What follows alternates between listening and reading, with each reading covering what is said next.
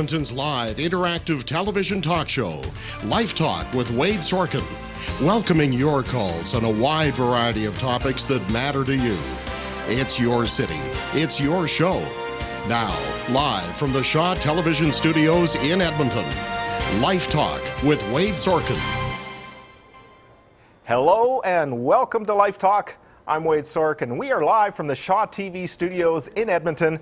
Life Talk is Edmonton's live interactive television talk show where you get involved in discussion on a wide variety of topics. So we want to hear from you. The lines are open for your thoughts and opinions at 780-665-5485. That's 780-665-5485. Now, later on today's program, we'll be providing some additional information on light bulbs from last week's show. I mean, we had quite the discussion and lots of information regarding the government's new regulations coming into effect next year, but we kind of ran out of time to address some questions and concerns, so my guest has emailed me some additional information that I'll share with you later. But first, we're going to be discussing a sign of spring. The roaring of motorcycles. But under a new city motorcycle noise bylaw that came into effect last year, no longer can they roar loudly. But some motorcyclists are roaring loudly against the bylaw, claiming it's discriminatory and that loud pipes are crucial for the safety of the rider, stating, "Loud pipes save lives." But some say loud pipes are disturbing their lives. Later, I'll be joined by a motorcyclist who opposes the bylaw and organized a petition against it. But joining me right now in the studio is Ward 7 Councillor Tony Caterina and Constable Eric Theuser from the Edmonton Police Traffic Section. Thank you both for being here. Thank you. Good morning. First of all, Councillor, let's go back to last year and the actual bylaw. It was overwhelmingly voted in favor of to amend the noise bylaw by a vote of, I believe, 11-2. Now, you voted against the bylaw then. Can you tell us why you voted against it? That's right. I did vote against it. All the information that we had leading into it, outside of the technical portions of it, whether saves lives or doesn't save lives, all those sorts of things, this I felt was a targeted effort to one specific group. And certainly I wouldn't agree, and I think most people wouldn't agree, that we only issue tickets to red cars for speeding and no one else. And this to me is simply that simple. I think that the province working on this, we could have waited until they're finished and issue sort of a blanket across the province on a similar bylaw.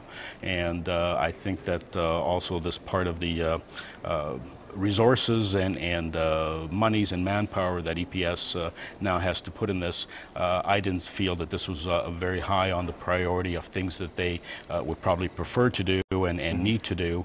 And we know that even this year, going into the early part of spring, we're at our 16th homicide, considerably higher than that. So most people feel that there are many other things that these resources and funds could be going to that are much more important at this point in time. I guess what a lot of people wonder is why City Council felt they had to amend this bylaw when Edmonton has an existing noise bylaw disturbing the peace, and wouldn't that include motorcycle noise?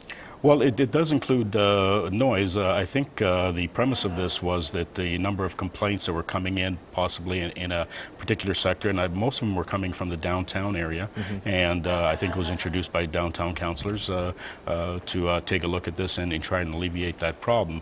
What I got to say, though, is when these people came forward to sort of express their views in that, what I recall is one gentleman moving in from an acreage that he'd lived most of his life on, wanting to live downtown, but yet wanted the same tranquility. So it really didn't strike me as being a fair assessment of the problem. And anecdotally, I really haven't heard many complaints about that, and as reports will state, there's much more noise complaints from stereos and fixed locations around the city. So this was something that I didn't feel at the time was absolutely necessary to approach, and I would have preferred the province to deal with it in their own time. Sure. So it was mostly Councillor Ben Henderson, Councillor Jane Batty, who their wards encompass, places like White Avenue, the downtown, and of course Grote Road. But you weren't hearing anything from your constituents that this was a concern? Over the 3 years before this came through, I'd never heard a complaint, never had a call into the office that people were concerned about noise. Certainly I did get complaints about dogs barking and stereos playing late on in the evening. So those are the types of noise complaints that I think even through the report and supplied by EPS that's where the noise is coming from or was coming from, not necessarily motorcycles. So are you getting calls now saying that the streets are quieter? Are you getting positive calls from anybody? Not a comment. There hasn't been a comment yet from the public that enforcement has changed anything. Certainly I know the report again says anecdotally that some people are saying, yeah, it's much quieter now. I don't know that for a fact. Okay, well, Constable, prior to the noise bylaw, was motorcycle noise a concern at all for police? And if so, could you just charge them under disturbing the peace? Not just motorcycle noise. All vehicle noise was an issue. We attempted to address it. The reality is now courts prefer numbers. They want to see that you didn't arrive at what you thought was excessive just using your own discretion. We actually wanted to use a testing protocol now and quantify how much noise a vehicle is emitting. Mm-hmm. So, from an enforcement standpoint, do you see this as an effective bylaw, the way it is right now? With the testing and the standards and everything? It is a very effective bylaw. In fact, this is something Edmonton should be really, really proud of. We have a lot of eyes from all over North America watching and seeing how this plays out. Absolutely. Because this is the first, isn't it, in North America, to use this kind of standardized testing for motorcycles? A roadside test that law enforcement can do, yes. Mm-hmm. They have some things that are similar in California. They have referee centers, but this is the first that law enforcement agency in North America to actually go out there and conduct enforcement and do roadside testing. Wow. Well, you know, some people are criticizing this bylaw, and you sort of touched on this, saying police should be focused on more important issues. That this is taking you away from you know, catching the real bad guys who are really breaking the law.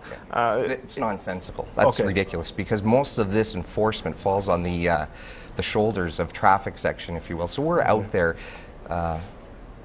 doing and conducting the enforcement, and this is not detracting or taking away at all from any of the other important issues out there. It's ridiculous. Okay. Councillor, a lot of motorcyclists claim, as you mentioned, they're being discriminated against. So you would have liked to have seen some sort of bylaw that includes all vehicles? I would have preferred that if we were going to target all noise concerns, it should have included every mode of transportation that we have, plus everything else that we have that causes noise out there, whether it's parties or those sorts of things. But this was targeted specifically because of the equipment, the protocol, to motorcyclists. Now, whether that's the correct way to do it, or we're waiting for new technology in order to sort of leap forward to address the other concerns, certainly I didn't feel that it was, first of all, fair. To target one specific group, and second of all, the enforcement part of it, certainly being the first sometimes might not necessarily be a good thing, because we are now running into sort of the testing of it. People are contesting the tickets. Is the protocol correct? Positioning of the microphone, all those sorts of things that really should have been worked out well ahead of implementing something like this, and I'm sure that it'll get better as the years go forward. But what we've done is actually targeted a specific portion of our population and stigmatized just the fact that they ride a motorcycle, somehow they're doing something wrong. And as we mentioned before, in that the motorcycle community at Edmonton is about 12,000, and the majority of those people actually ride for recreation. They're involved in all kinds of volunteer work, using their bikes or their organizations to do that. And this wasn't, in my mind, necessary at this point in time, because the problem being a little noisy for someone is, again, it's a matter of opinion. I know for myself, I hate the sound of my one neighbor's lawnmower, but I can stand the sound of another one. And this, we're talking about noise that happens in seconds.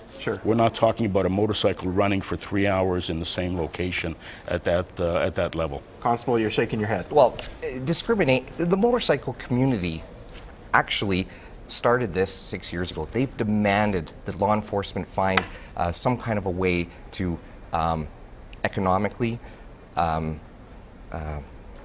fairly monitor their sound. What's happened in the States? They initiated this? They initiated this.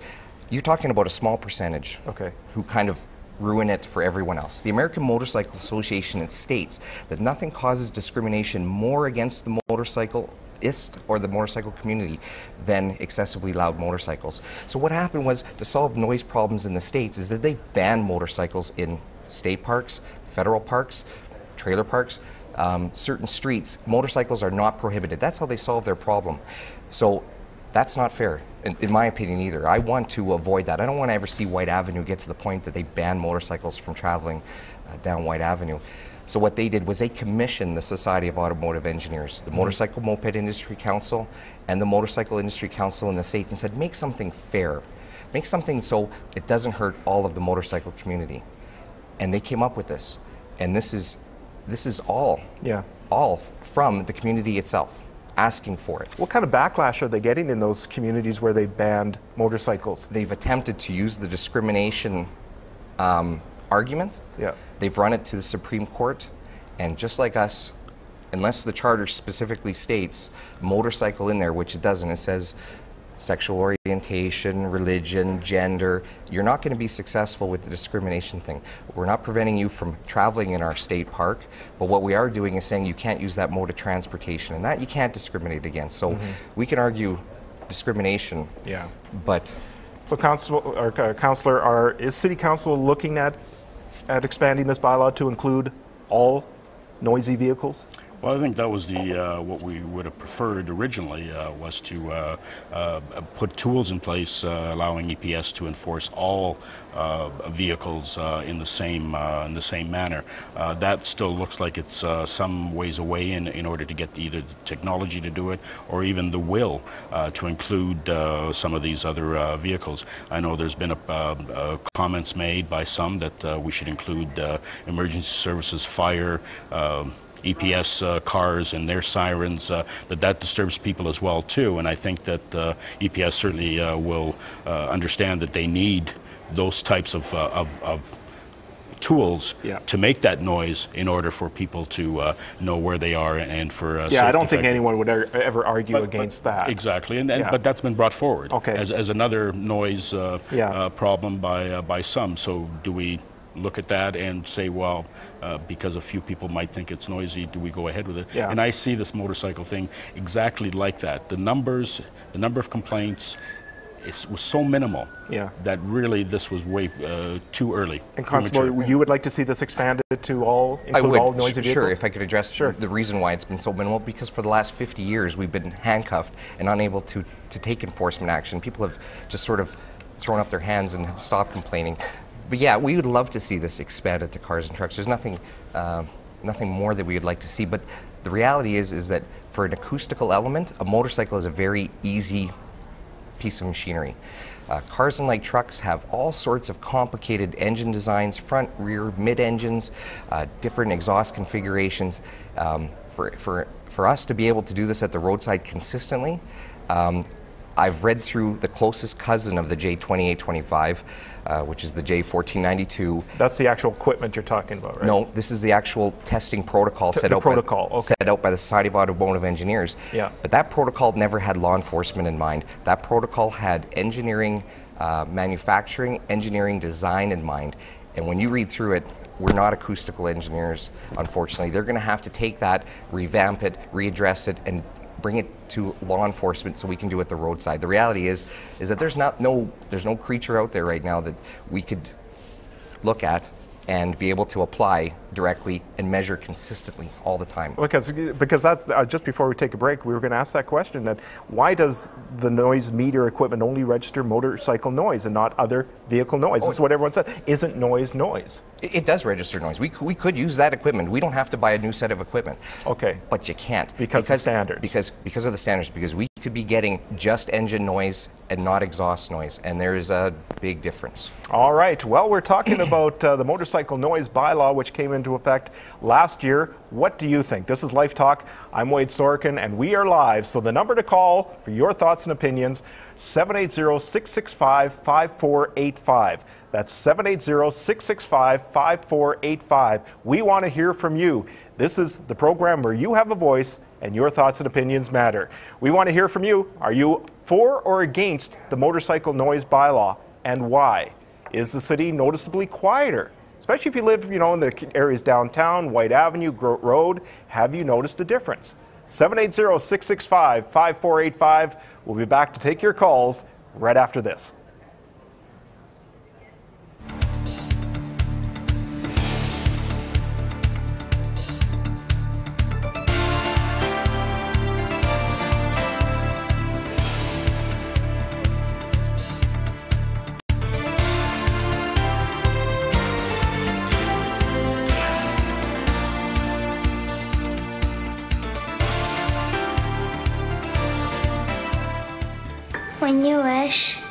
When you wish for something wonderful to happen. Sometimes it can make you forget about the needles and the pain. And get through this thing. Forget about being stuck inside. Laugh with my family. Go somewhere really amazing and get through this thing. The Children's Wish Foundation of Canada. Imagine the difference a wish can make. The Edmonton Women's Show is a favorite for women of all ages, and it's back again to delight your senses at the Edmonton Expo Centre April 9th and 10th. Catch healthy lifestyle tips from special guest Paul Placas from TV's X-Weighted. Enjoy style and etiquette tips from Style for Success, cooking demonstrations, exciting samples of a wide variety of items, including chocolate fondue and hair products. Check out inspired businesses and services centered around women. Come as you are, and we'll see you at the Edmonton Women's Show, sponsored by Shaw TV.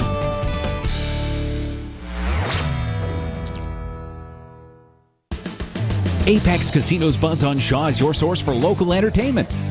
We've got it covered. The festivals, concerts, theater, the art scene, and more. If it's happening, we're there. Join Brad Kelly and Carly Kincaid daily as they connect you to what's happening in our local entertainment world on Apex Casino's Buzz on Shaw. Hi, I'm Rob Lullisher with Apex Casino in St. Albert, inviting you to watch Apex Casino's Buzz on Shaw, only on Shaw TV.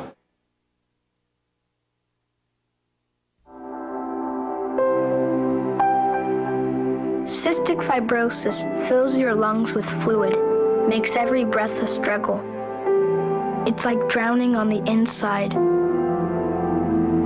Help us stop CF from swallowing young lives.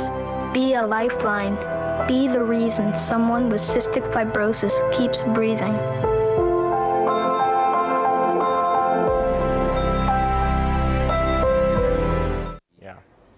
Welcome back to the program. We're taking your calls on issues that are important to you at 780-665-5485.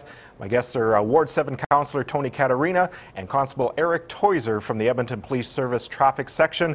And we're discussing the motorcycle noise bylaw. Are you for it or against it? And would you like to see it expanded to include all vehicles? And is the city noticeably quieter? What do you think? Give us a call. We have Bill on the line right now. Bill, welcome to the program. Oh, thank you. I just wanted to make a comment. I actually live in Leduc, and I'm a motorcycle rider, and I think the bylaw is a great idea. Okay. So why do you see it as a benefit? Well, I live kind of close to a busy road, and I noticed that late at night when trying to put the kids to bed, guys are coming back from being out in a restaurant at coffee and so on, and they come ripping through the neighborhood with these loud motorcycles and revving their engines, and it's really disruptive. So I think it's a great idea. Would you like to see this expanded to Leduc? Oh, I certainly would, yes. Leduc's been in contact with me too, and same with St. Albert, Sherwood Park. So a lot of the surrounding areas are also been in contact. You made an interesting point about living beside, and I wanted to just touch on. Sure. 96 decibels is what we encounter routinely with our gross offending motorcycle. Our Harleys within traffic section idle around 84 decibels. Okay, so that's a 12 decibel increase, but in actuality, that 96 decibels represents 16 idling Harley Davidsons. So if you're unfortunate enough to live beside someone who likes to start it up in the morning or come home late at night, that's like having a stock Harley Davidson, 16 of them show up at your house. That's what it's equivalent to, and we come across that routinely. So on Sundays, when our White Avenue, when it's popular riding area, you have not one, but you have probably 24 of these bikes. That represents a large amount of motorcycles when you start. That really puts it in perspective, exactly. Yes. Bill, thanks for the call. Thank you. Have a great day. You too. 780-665-5485. That's 780-665-5485. You can also email comments to wadesorkin@shaw.ca. We have an email into the program from Rob, who's a Harley owner. He says, "Hello, Wade. There was no need to pass a noise bylaw since there are already laws in the books dealing with noise issues, stunting, disturbing the peace, etc. Secondly, to discriminate against motorcycles by saying they do not have the technology to target other noisy motor vehicles is a farce. A decibel is a decibel no matter where it emanates from. Our mantra is loud pipes save lives. In the first 2 years of owning my Harley with stock mufflers, I had been cut off 6 times, twice where I was forced off the road. The last 4 years with louder pipes, it has yet to happen. Coincidence? I think not. I definitely have a loud bike, but when I'm riding downtown through residential areas or late at night, I do not rev my engine to make a lot of excess noise. Bottom line, it's all about respect.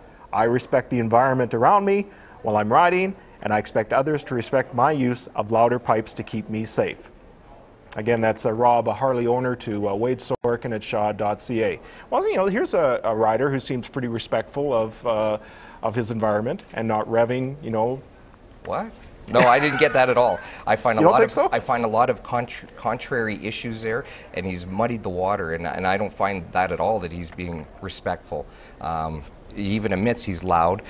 Revving and operating ranges of how loud a Harley can be, that's 116 decibels during the normal operating range. Okay. Riding for hours at a time, that's not respectful to me. I have a difference of opinion. Okay, there. and now the actual bylaw is you can issue a fine at 92 decibels when idling, right? In excess of 92 decibels. In excess of 92 and in excess of 96 while operating? Correct, but we'll clarify that somewhat, is that there's 2 different types of engine configurations that we're concerned with. So certain bikes will have 100 decibels. That's sort of codified in our policy and procedure and our training, but not outlined in the bylaw, just for simplicity's sakes, to keep the bylaw fairly simple. But there are 2 different levels at the set RPM range that we're looking at. All right, I believe we have Joe on the line. Hello, Joe. Hello. Hi, welcome to the program. Hi, I'm a professional engineer, and I thought I'd make a comment on all of these topics, not just sound level meters and speed traps and all the rest of it. The facts are simply this, that most police officers and most police services are not technically competent to properly look after these things from the point of view of producing evidence in court. You look at speed traps, you look at this cash cow that's been running with photo radar. All of these laws are there for making money, and what they do in the end result is simply give a bad attitude for people towards our entire legal system. And so I'm opposed to all of it. If you want to make these things work properly to control noise in vehicles or railroad cars or whatever, the correct way to do this is with the Department of Transport that sets the standards. And if we spend a fraction of what we waste on court processes with police services to have an annual inspection on vehicles and motorcycles and the rest of it, we would all be far better off. It would meet a specification. I can take to this officer you have as your guest and ask him, for example, what's the weighting of the noise that he's using? Is it white noise? Is it pink noise? What is it? Okay, we'll get it. How do you produce that into some kind of a sensible legal? How do you translate that into a sensible legal result? All right, Joe. Thank you for your call. Appreciate it. Thank you. I mean, sometimes you get a typical response with a bylaw. This is just another cash cow, and that's typical of the response you get. I'd like to respond. Yeah, there's all sorts of issues there. Apparently his solution is you can drive around, be as loud as you want, do whatever you want, go as fast as you want, with no limits to anything you do. And who cares about other people's quality of life That's issues? Just it. I mean, we need to have a quality of life in our city. That's why we have bylaws. I mean, we can't have everybody doing whatever they want just because they have the right to do it. Well, certainly comment on this caller here. Certainly he knows more about the technical part of this, and certainly I don't. But given that he's being dismissed outright by EPS here, that he doesn't know what he's talking about, yet he's the engineer that knows more about this. The fact of the matter is most people, and again the gentleman from Leduc, most people ride responsible. Mm-hmm. They are responsible. Again, we're making it look like cyclists, motorcyclists are a bad bunch of people. No. And that's not the impression I get whatsoever. If there are a few bad apples per se that are causing these problems, certainly enforced to beat the ban, but yeah, you're going after the gross offenders. Exactly. Well, and actually, I'm sorry. The way it's set up now, it's everybody riding the bike, and I know that you said something that I do realize: 92 decibel idling, 96 decibel going. The premise of stopping someone. Yeah. Well, how do you do that? I know that it's been mentioned before that your ears get attuned to the noise. You can tell by just listening somebody coming down the road that they're too noisy. Yeah. Constable, you're really going after the gross offenders, but the councillor says, no, it's targeting everybody. Well, it's simply not true. I'll give you a bit of history. I've been riding for 20 years, member of the Harley-Davidson Owners Group, to own a Harley, member of the Blue Knights Law Enforcement Motorcycle Club. I love Harleys. I love riding. I love the riding community. I love everything about it. Mm-hmm. That is simply not true. We're able to listen now and figure out and identify who is worthy of testing. We definitely don't pull over arbitrarily every single motorcycle and run them through the gamut of tests. At the same time, it only takes 3 to 4 minutes to run you through a test anyways. But this is a process. Again, some of our testers and evaluators for testing motorcycles have never even ridden a motorcycle. So they need to know and be familiar with who should be worthy of a test and who shouldn't. That's how we identify the gross offender, absolutely. All right, I want to talk more about testing in a moment, because last year you allowed bikes to be tested. I believe you're going to do that again probably within a month or two? We're hoping to, yes. Okay, to allow people to get their bikes tested. But first, let's get back to the calls. Let's say hi to Fred. Hello, Fred. Hi, how are you today? Hey, doing well, thank you. What do you think about all this? Well, I'm coming up now. Sorry? Go ahead. I'm coming up now to 60 years on 2 wheels. And this noise bylaw, it's the best thing that ever happened to the motorcycle community. Really is. So you've been riding for 60 years? You know, frankly, if anything, I think the decibel should be a few lower. And as to this business of loud pipes save lives, I've had them all, and I've been hurt on everything. And if you don't want to get cut off, don't put yourself in a position where you can be. You know, there's any number of good motorcycle instruction courses around that'll teach you how to ride properly. And if you're having a problem, take one of them. It'll make life better for you. Well, Fred, let's talk about this loud pipes save lives, because that seems to be the common phrase for motorcyclists. We were talking before we went on the air about how you kind of dispute that. Well, I don't dispute it. There's so many other places that can dispute it, but let's just take me for an example. Okay. I have about 2,000 or 3,000 police violator contacts a year. The same people making those arguments, loud pipe saves lives, usually have it stickered on their novelty helmet. They also say helmet laws suck, and they ride around in t-shirts. They've taken all their signal lights, made them as small and narrow as possible. The reality is it has nothing to do with safety whatsoever. You're emitting sound to the rear, yet 95% of all collisions involving motorcycles involve a threat to the front, a path intrusion event, someone slamming on their brakes or excessive speed. That is a front event. Plus, you also have a horn on a motorcycle. So, I mean, the reality is, I guess I should just duct tape my horn down in my car and drive around like that because it's safer. It's ridiculous. It's not even an argument. Fred, thank you for your call. Appreciate it. Alrighty. So there's riding for 60 years, and he's all in favor of this. So again, it's not all motorcyclists are against this bylaw. No, I think, and that's, I guess, the point to be made as well, too, that most riders are sensible. Yeah. Most riders are courteous. Most riders will do what's right for their citizens in the city and neighbors and so forth and so on.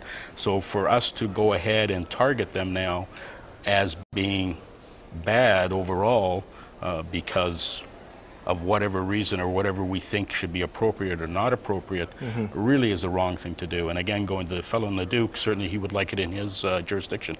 That's exactly what I said at the start of this, that the province should be looking at this and moving ahead and either changing legislation, revamping it, and providing better tools for EPS services to use, but do it across the board for everyone and everything that we consider to be overly noisy. So you see this as a benefit if Alberta had a standard right across the province, absolutely. Doesn't leave it up to municipalities. I agree with the councillor that it would be wrong if in fact we were doing that, which we're not, blanketing all motorcycle riders as bad or if that were the case, I don't know if I would want to necessarily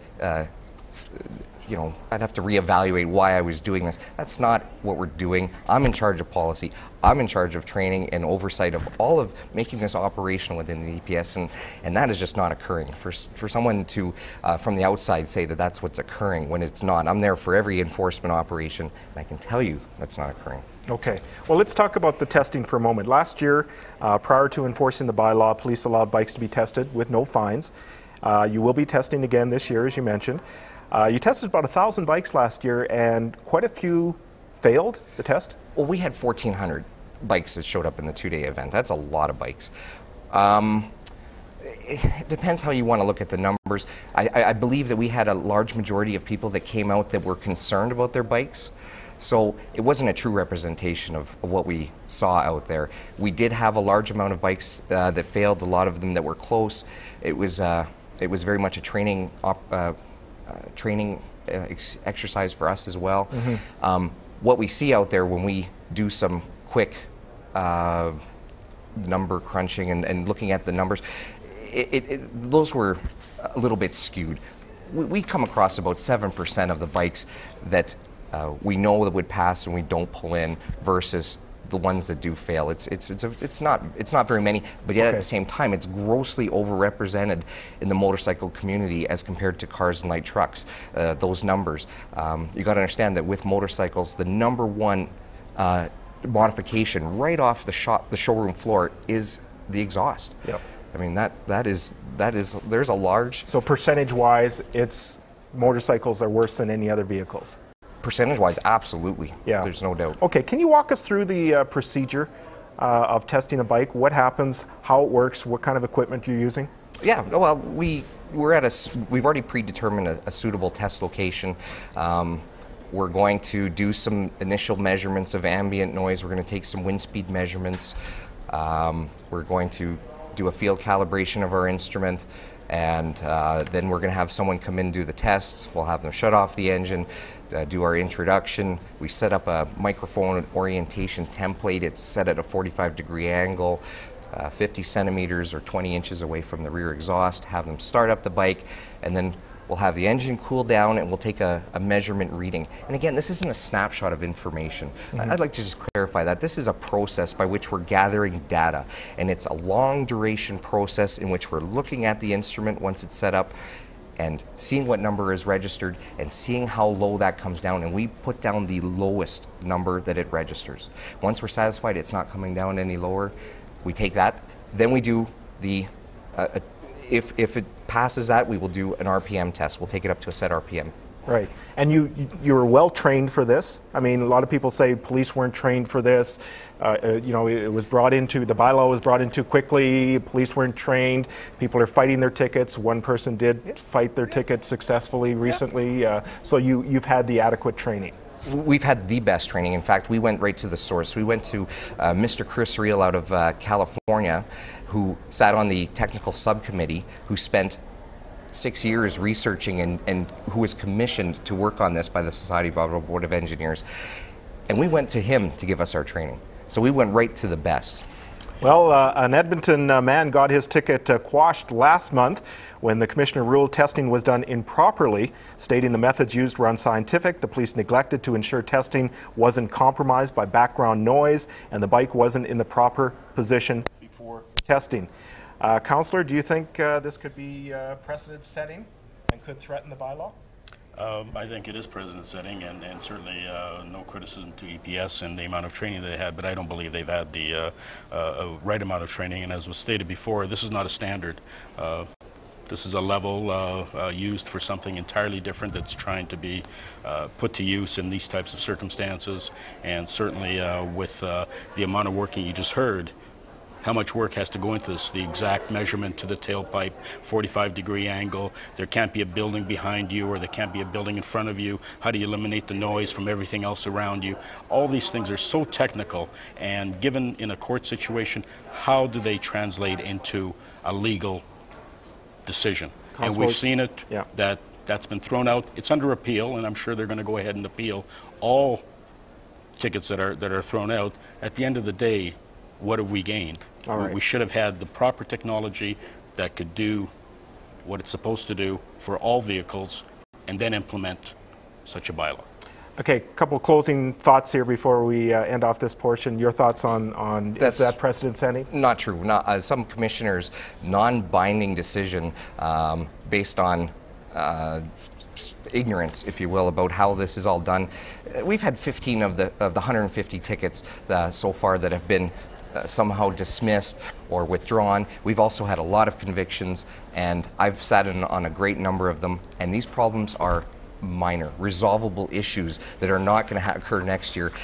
It's a process, and this is perfectly acceptable and perfectly anticipated. It was anticipated, and that's fine. All right, and finally, police are stepping up enforcement this year. Tell us quickly what you're doing differently this year than you did last year. Yep, this year we're expanding this program. The instruments are being calibrated as we speak. We are going to open up training to a lot more members, and we are going to try some different tactics. We're going to try some roving. We're going to hit some different problem areas, and we're hoping that we're really going to see a difference now in those because areas. Last year, the way you did it, you sort of were in one location, and word spread pretty quickly that was where you were, and a lot of motorcyclists avoided that area. So you'll be doing more roving to try to, I guess, cover more area, to be able to not sit stationary or static in one area and have an offender pass us and go, oh, wait a minute, we should have pulled him in. He was worthy of a test. We're actually going to be out there driving around now. All right. Well, I want to thank you both for coming in and talking about this from the enforcement issue to the bylaw issue. So again, thank you for both for coming in. You're very welcome. All right. That is Ward 7 Councillor Tony Caterina and Eric Theuser from the Edmonton Police Traffic Section. Now, after the break, I'll be joined by Liane Langlois. She's a motorcyclist who is opposed to the bylaw. Last year, she organized a petition against it and tried to make it an election issue, but believes the motorcycle issue was ignored by candidates because of the city centre airport debate, which dominated the headlines. We'll hear from her, and we want to hear from you at 780-665-5485. Stay tuned. We're back in a moment. For the answers to many common questions about your property assessment and property taxes, tune in to Civic Sense on Shaw TV for straight talk about your assessment and taxes. Rod Risling from the City of Edmonton's Assessment and Taxation Branch will help you sort out the facts and the numbers in easy-to-understand language. If the dollars aren't making sense to you, we'll show you the math. Watch Civic Sense on Shaw TV for the answers to your property assessment and property tax questions.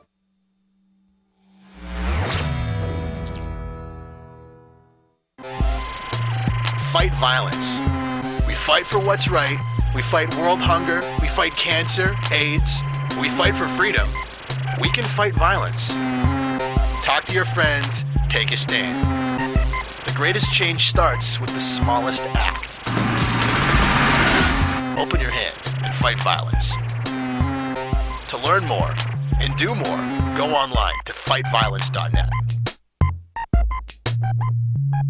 If you're a company planning excavation work, go online to digshaw.ca to submit your request to have important Shaw cable infrastructure clearly marked before the work begins. Damage to cable lines caused by excavation can bring about interruptions to our customers' television, telephone, and internet service. Let's all do our part to prevent potential downtime and loss of customer services. So, before the work begins, go online to digshaw.ca or call 1-866-DIG-SHAW.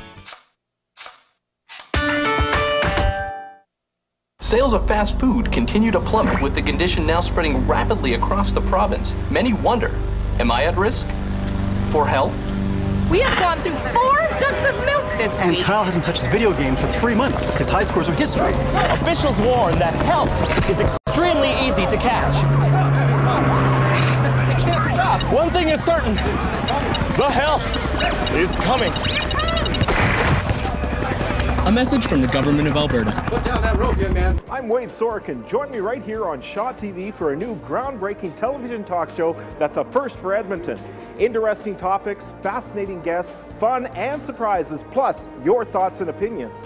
It's entertaining and informative television talk where you join in the discussion. Have your say directly to the decision makers and learn from experts on a wide variety of topics. It's your city, it's your show. Life Talk with Wade Sorochan, Tuesday mornings at 10, right here on Shaw TV.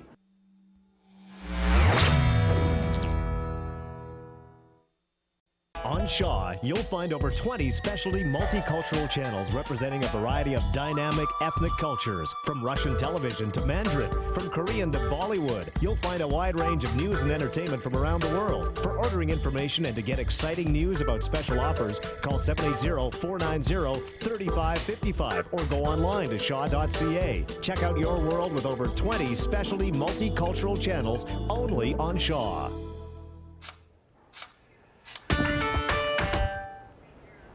Welcome back to Life Talk. I'm Wade Sorochan, and we're live, and we're taking your calls on the motorcycle noise bylaw. Are you for it? Are you against it? And why? If you're a motorcyclist, we want to hear from you.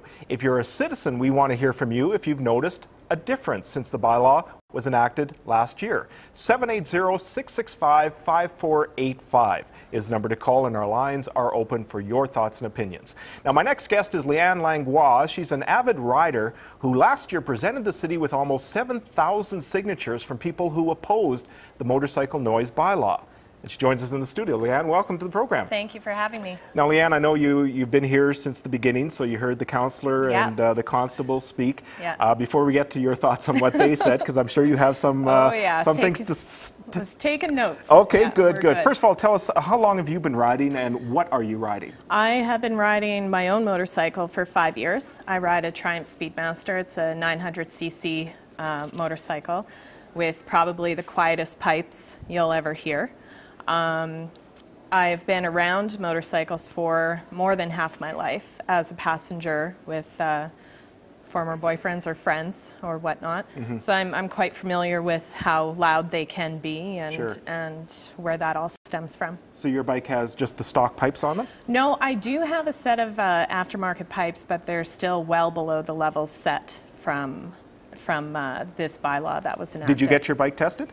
No, it was tested at EcoCycle. Okay. They do testing as well. The EPS went in and talked to them about it, and they're, I think, the only bike shop in the city that is doing that. Okay. Would you suggest all owners get their bikes tested just so they know where they're at?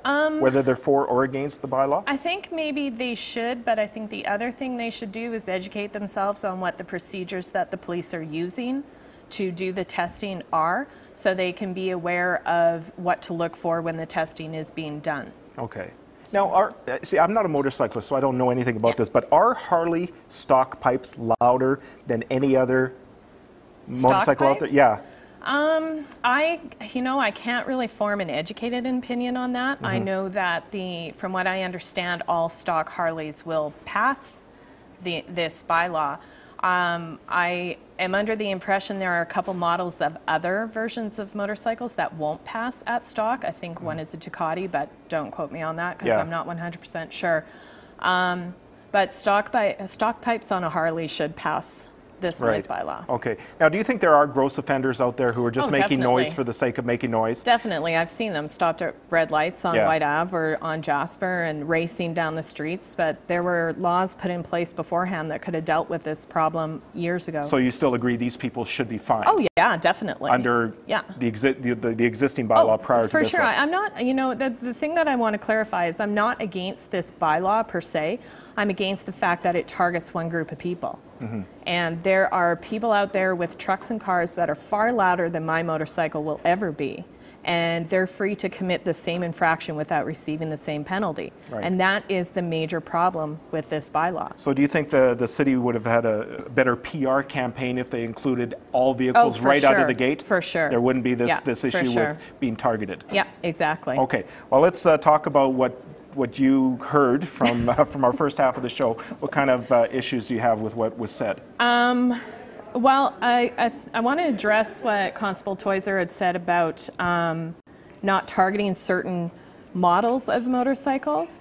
I have an email with an actual picture of Constable Theuser performing the test on a Harley Davidson, who he said he had just basically pulled out onto the street, therefore he was near or at idle, and at that point was pulled over immediately. The picture of the decibel reader reads 88.9.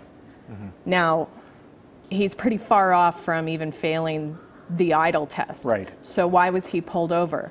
He obviously, I feel there's a Harley target on there. There's definitely a cruiser target, if not Harley specific. A lot of people feel the same way, and a lot of people are making comments about that. Okay. Before you go on, let's take a caller. We have Carol on the line. Hello, Carol. Hi. Yes, I agree with the bylaw, but I live on a main street, and there's cars that are louder than most bikes. So you would like to see this bylaw include all vehicles? Yeah, the muscle cars and stuff like that are louder than bikes. Yeah. Now, have you ever complained to the city about the noise? Yes. And what kind of response did you get? They don't do anything. Really? Yeah. So do you think now with this motorcycle noise bylaw you're going to see a difference? Have you noticed a difference at all? No, I haven't. Not at all. Not since last year. You've noticed no difference in noise? No, I haven't.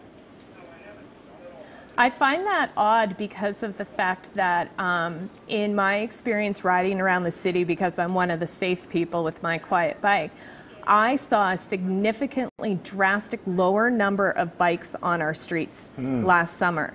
And so if the noise hasn't changed by a few people who have made that comment, Tony Caterina had mentioned his constituents don't see a change in that either. There's no change in my neighborhood. I know there's no change on the south side. Where's the problem? Yeah. Obviously, if the noise hasn't lowered, then there's still a problem with noise. Yeah. So, and Carol, you're saying there still is a problem with noise? Yes, there is. Yeah. But it's not mostly the motorbikes. No. It's the ones that have these muscle cars. Sure. And a lot of times these muscle cars have very loud stereos in them as well. And what do you hear? You hear that? Oh, you hear the boom, boom, boom, boom. You hear the bass, high. Exactly. Carol, appreciate your comments. Thank you very much. Okay, thank you. 780-665-5485. Like Carol says, she hasn't noticed a difference. She says, muscle cars are even worse than motorcycles. What's your experience? Have you noticed a difference? Do you agree with this bylaw? Do you think it is targeting just motorcyclists? 780-665-5485. Now, if you've noticed a lower number of bikes in Edmonton, how is that affecting, I mean, a lot of motorcycle organizations do a lot of charity work. How is that affecting charity work here in Edmonton? I attend a lot of the charity events. Like most of the people in my community, we're very giving and generous people. We raise hundreds of thousands of dollars every year for charities. I've noticed that the numbers, specifically at bike nights that raise money for underfunded programs in our city, were down last year. We're talking programs that supply lunch for underprivileged students, the E4C lunch program, the Youth Emergency Shelter. They're constantly begging for money every year. They're an underfunded program in our city that needs to be developed. We raise money for them. The Ride for Dad was well attended, but I've seen bigger numbers. There's a bike night at one of the local pubs. Their numbers were down.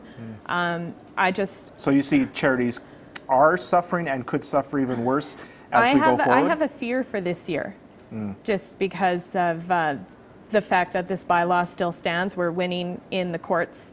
We've had 10 tickets thrown out, and we're just not being heard by City Council, and nobody wants to support people who don't really support us. Right. So I have a fear for this year. I mean, I'm hoping people see that the charities shouldn't be the end sufferer of all of this, and we do what we can to continue on. Okay, you have some other concerns that was said by the councillor or the constable? I had the same conversation with Eric Theuser at the bike show regarding the discrimination aspect. He talks a lot about U.S. laws. Last time I checked, we lived in Canada, and our Charter of Rights of Freedoms is, maybe slightly different from theirs. So just because it doesn't work in the U.S. doesn't mean it wouldn't work here. The article in the Charter of Rights that he was referring to, if I could just read this quickly, is every individual is equal before and under the law and has the right to equal protection and equal benefit of the law without discrimination. That's what it states. It goes further to say, and in particular, without discrimination based on race, national or ethnic origin, color, religion, sex, age, or mental or physical disability. In no way, shape, or form is this article, the Charter of Rights, confined to sex or ethnic origin or religion. It's just saying those are the big aspects of it. So in fact, you can discriminate against a type of vehicle, or in this case, against a motorcycle. Sure. And in particular, you say even Harley-Davidson seem to be targeted. I took some pictures off the Harley-Davidson Canada website. Let's just have a look at some of these pictures. And again, for me, I'm not a motorcyclist. We can look at this. I think we have, first of all, Harley-Davidson 1200. This is starting at about $11,000. So let's have a look at this bike. You look at the pipes like that. That's just coming right off the factory. Right. Would those, to me, those pipes look like they would be loud, but you think if they're the stock pipes, they're baffled properly, so the look of the pipe is deceiving. It's what's inside. Okay. So there's baffles inside those pipes that will, basically limit the amount of noise. Okay. The next one, we have a Harley XR 1200X. Starting at about $13,000. Now, again, the way they're shaped and everything, to me, if I see that bike, I think, oh, that's going to be really loud. But again, you're saying it's what's inside. If it's a stock pipe, it's baffled properly. My problem with this particular motorcycle is how they're testing this one. Is the microphone being raised level to where the opening of the pipe is? Because if it's down on the ground where the one previous is, then you have a total misrepresentation of where that noise level is coming, or where the noise is coming out of. It's pointing upwards versus being straight out the back. So where are they positioning that motorcycle? From what I understand, because I've read the J2825 standards front to back, there are images where they are supposed to raise the microphone up on a tripod to be level with where the actual output of the pipe is. Okay. All right. Well, we have a caller on the line. Let's talk to Scott. Scott, welcome to the program. Hello, Scott. Is Scott there? Hi, Wade. Oh, there he is. All right, Scott. Go ahead. You're on the air. Okay. Well, first one, I am a motorcyclist. So I have two motorcycles. One is stock, which is a Yamaha V-Star 1100.